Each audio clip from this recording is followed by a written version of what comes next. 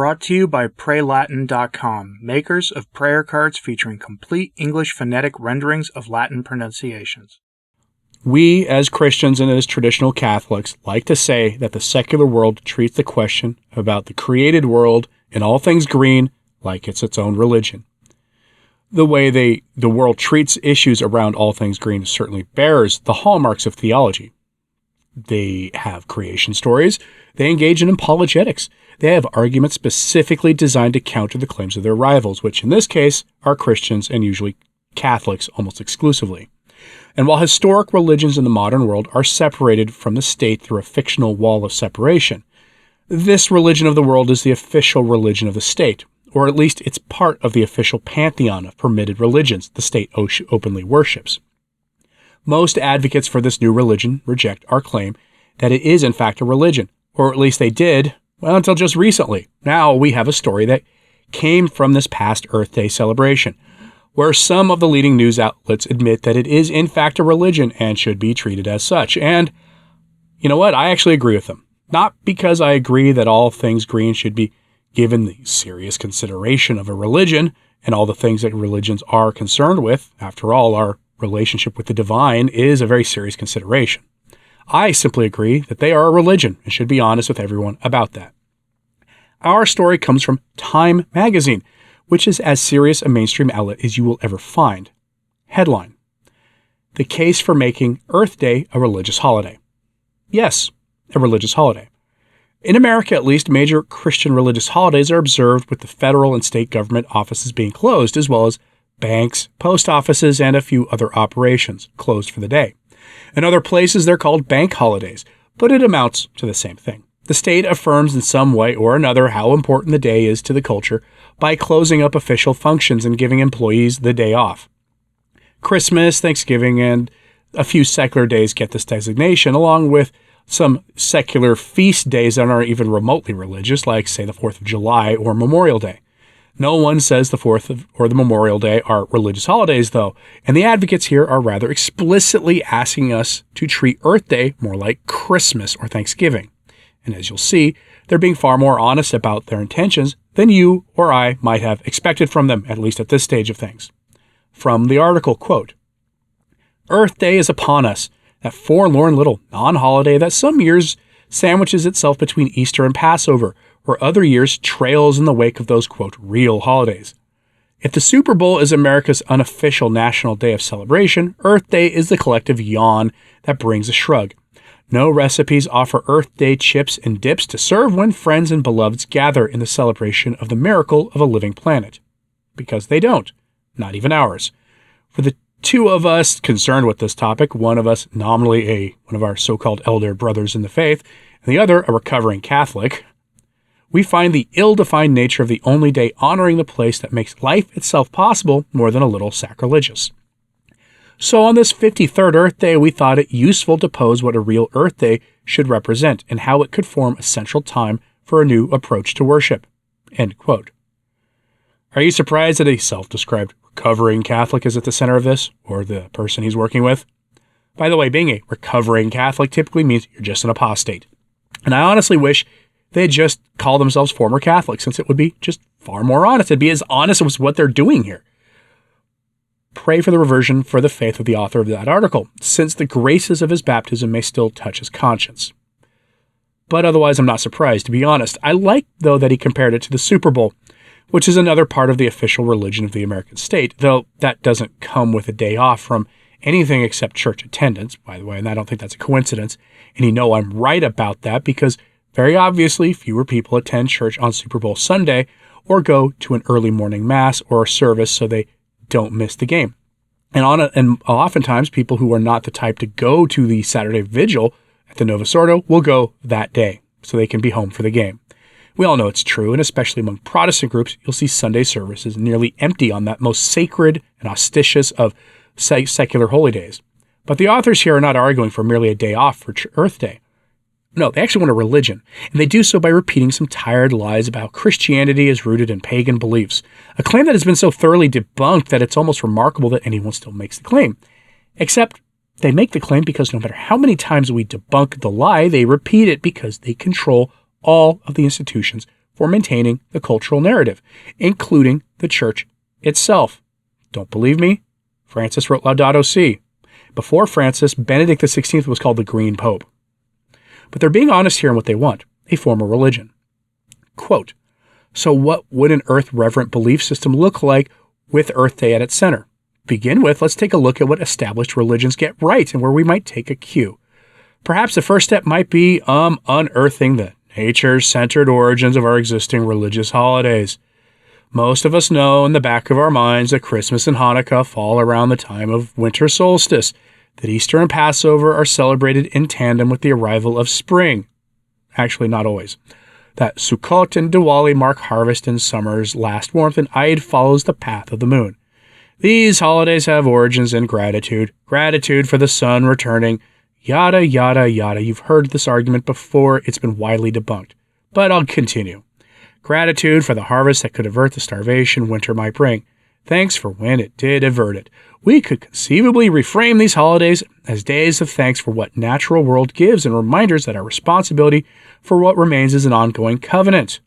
Next, we might look at what religions do to help us form community and mark life's important benchmarks. Birth, maturity, marriage, and death. What if we were to come to celebrate these benchmarks for what they are biologically?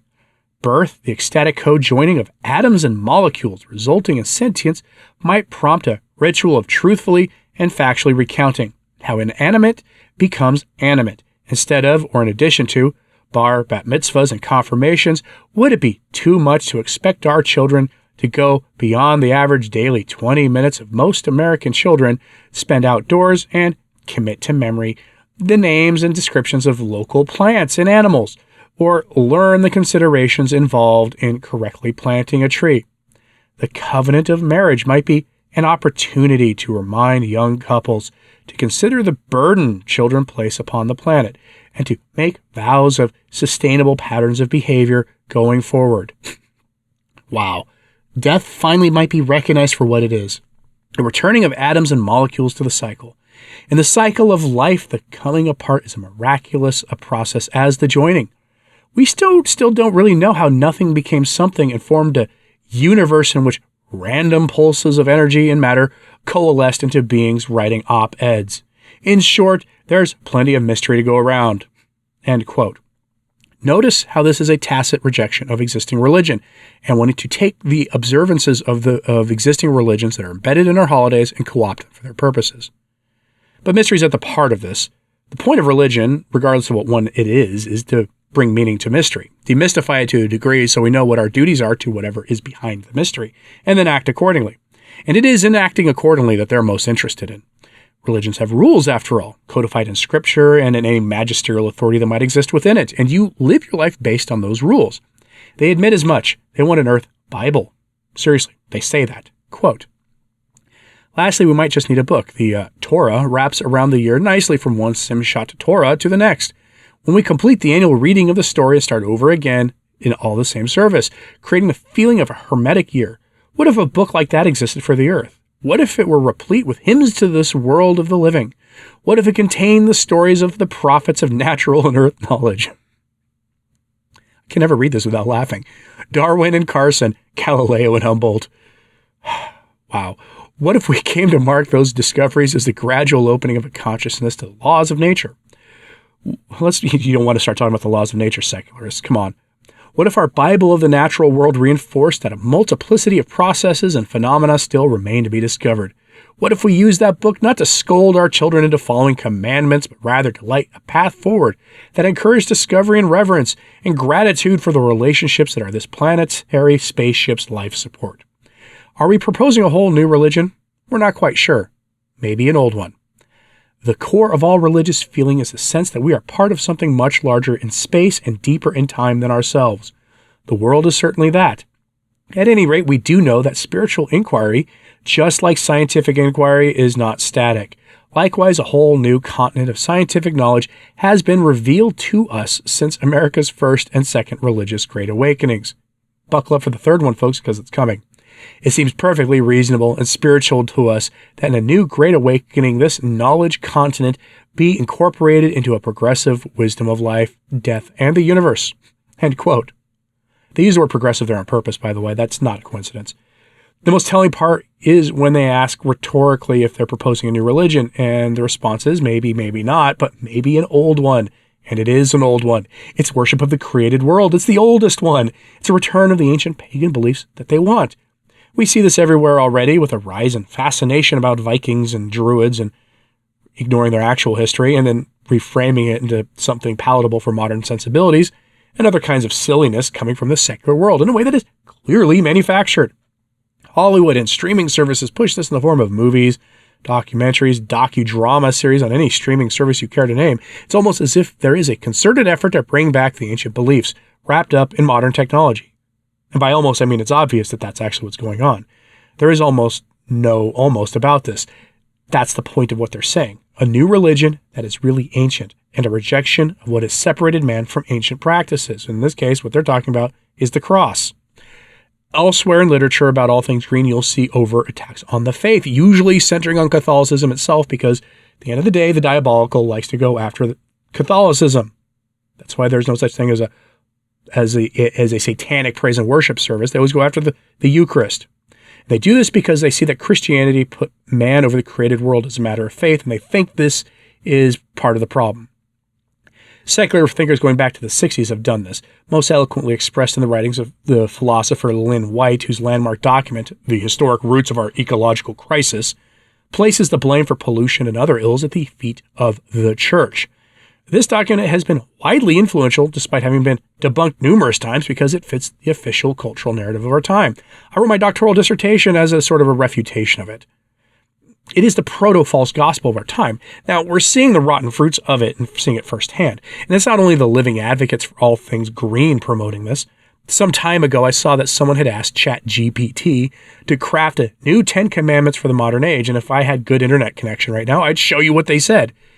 Not only was it completely secular, it was also pagan. It explicitly called for living in harmony with the created world, talked about being sustainable, plus all of the other secular values of the day that people argue about on secular channels here on YouTube that I don't usually touch with a 10-foot pole.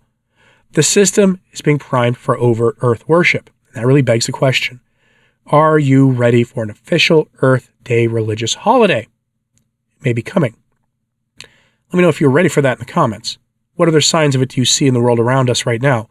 Do you see this happening through some public events going on maybe locally or in the national media? Do you see this with the public schools? Do you see this in the universities? Let me know what you think of all this in the comments, please. Like and subscribe if you haven't. It does help, as does sharing this on social media. That helps a lot too. As always, pray for the church. I'm Anthony Stine. Ave Maria.